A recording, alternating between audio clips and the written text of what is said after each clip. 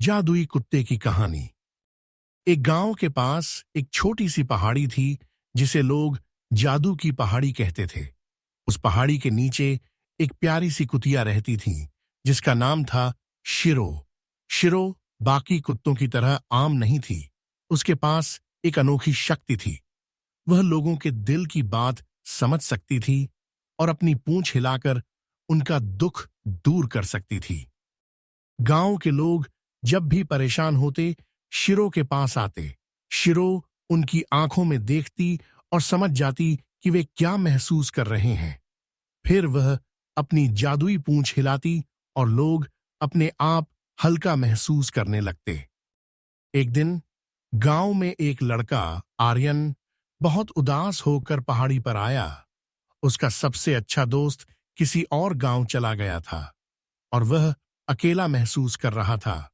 शिरो ने उसे देखा और पास आकर उसकी गोद में अपना सिर रख दिया।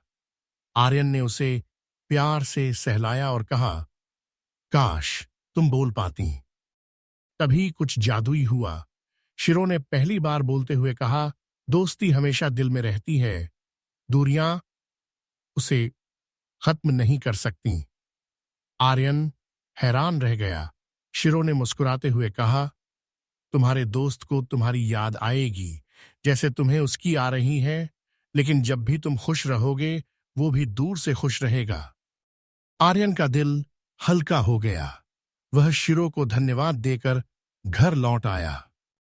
धीरे धीरे गांव में यह बात फैल गई कि शिरो न केवल लोगों का दुख दूर करती है बल्कि उनके जीवन में खुशी भरने की ताकत भी रखती है।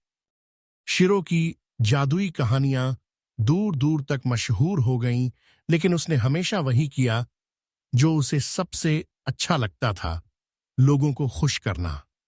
और इस तरह शिरो जादुई कुत्ते के नाम से प्रसिद्ध हुई, दिशा सी हो गई।